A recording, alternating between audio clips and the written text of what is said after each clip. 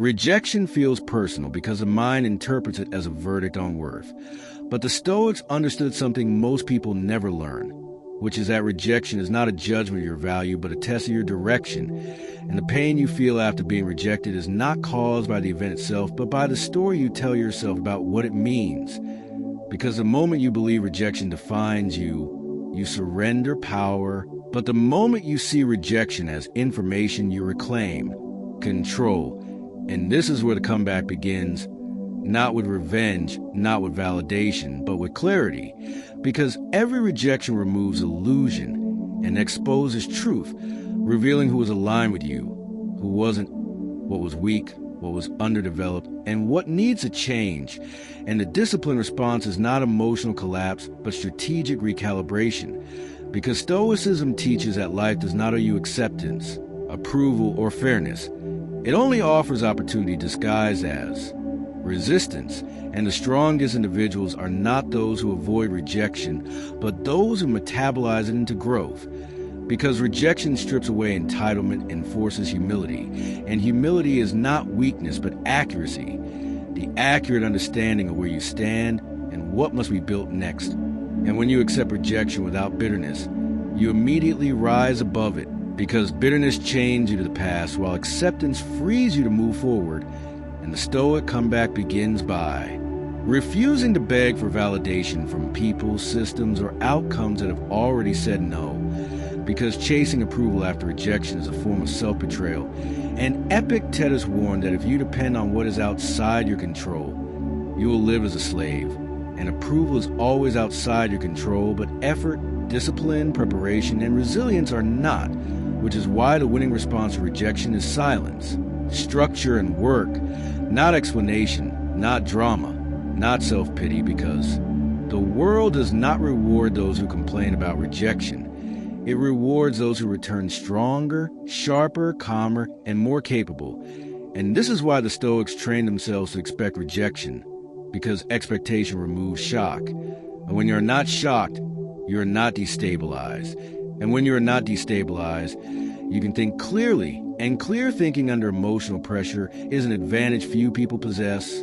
And this advantage compounds quickly, because while others spiral, you prepare. While others react, you rebuild. While others seek comfort, you seek competence. And competence is the only antidote to rejection that actually works. Because confidence built on praise collapses under criticism. But confidence built on skill, discipline, and endurance is unshakable. And the comeback is not loud. It is quiet, methodical, and ruthless in its consistency. Because every day after rejection is either an investment in growth or a retreat into resentment. And resentment feels powerful but produces nothing, while growth feels slow but produces everything. And this is where most people fail, because they want emotional relief instead of long-term leverage. But the Stoic path demands delayed gratification, the ability to tolerate discomfort today to dominate tomorrow. And this tolerance rewires identity, because when you survive rejection without collapsing, your self-image upgrades. You stop seeing yourself as fragile and start seeing yourself as resilient. And resilience is magnetic because it signals strength without arrogance, stability without noise. And this is why people who have been rejected and rebuilt often become leaders, not because rejection made them special, but because how they responded made them formidable. And the final stage of the comeback is detachment, not coldness but clarity. The ability to engage without clinging, to pursue without desperation, to try without tying your worth to the outcome. Because once you detach self, worth from results, rejection loses its ability to wound. And when rejection cannot wound you, it cannot stop you. And when it cannot stop you, it becomes fuel, sharpening focus, refining standards, and accelerating growth. And this is the paradox the Stoics live by. That adversity is not the enemy of success, but it's forged. And rejection is simply adversity with human face. And when you understand this deeply, you stop asking why you were rejected and start asking how you will use it. Because the only real loss is not being rejected. It is failing to return stronger, wiser, and more disciplined than before. And the person who does this does not just recover from rejection, They win not by proving others wrong, but by becoming undeniable. Rejection becomes dangerous only when you internalize it as identity instead of using it as instruction, because the Stoic knows that life is not conspiring against you. It is training you, and every rejection is a signal pointing to a higher standard you must meet or exceed. And once you stop personalizing rejection, you start weaponizing it. Because clarity replaces confusion, and clarity creates direction, and direction produces momentum, and momentum restores confidence, not the fragile. Confidence that depends on praise, but the grounded confidence that comes from knowing you are improving regardless of who notices. And this is where most people lose the war after rejection, because they seek reassurance instead of reconstruction, comfort instead of competence, explanation instead of execution. But the Stoic comeback ignores the audience and focuses on the arena, understanding that results silence doubt more effectively than words ever could.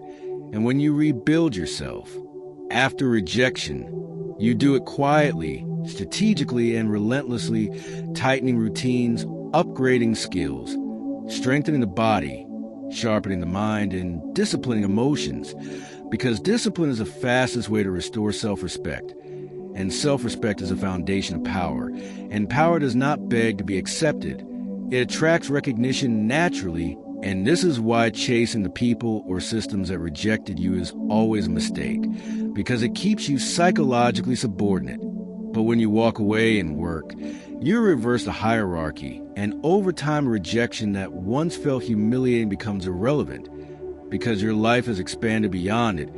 And Stoicism teaches that the only opinions that matter are your own, and those aligned with truth, not the temporary judgment of people who lack the vision, courage, or capacity to recognize your potential. And this detachment creates emotional independence, freeing you from the exhausting need to be liked, chosen, or validated.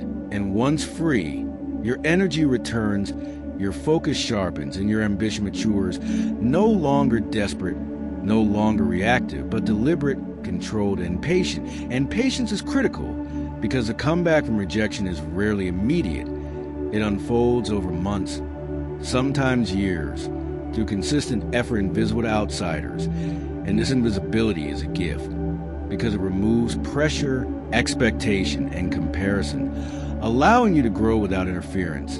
And during this phase, the Stoic practices voluntary discomfort, choosing difficulty daily so that involuntary hardship loses its sting, training the nervous system to remain calm under pressure, because composure is a competitive advantage. And the person who can remain calm when rejected can remain calm when negotiating, leading, deciding, and confronting. And this emotional regulation separates leaders from followers, because leaders act from principle while followers react from emotion, and rejection is the perfect test to see which one you are becoming. And when you respond with structure instead of collapse, you cross an internal threshold, realizing you are no longer at the mercy of circumstances. And this realization changes how you move through the world, with less fear, less hesitation, and less need for permission, because you understand that rejection did not destroy you. It clarified you, and clarity produces decisiveness, and decisiveness compounds into authority, and authority is felt, not announced. And eventually, the very people or situations that once rejected you lose relevance, not because you outgrew them emotionally, but because you outgrew them structurally. Your standards rose, your options expanded, and your sense of self stabilized. And this is the ultimate win. Not revenge, not recognition, but transcendence. Because when rejection no longer defines or directs you, it loses power entirely. And you stop measuring success by acceptance and start measuring it by alignment with your values, progress toward your goals, and mastery over your reactions. And this mastery is a Stoic ideal, the ability to remain internally ordered regardless of external chaos. And once you achieve this, rejection becomes just another event, not a wound, not a trauma, not a story you repeat, but a chapter that trained you to think sharper, act stronger, and move forward without attachment, proving that the real victory after rejection is not proving others wrong, but becoming so grounded, capable, and disciplined that their opinion no longer matters. And in this state, you do not merely come back. You rise above, carrying quiet confidence of someone who has been tested, refined, and forged by adversity. And that is how you truly win.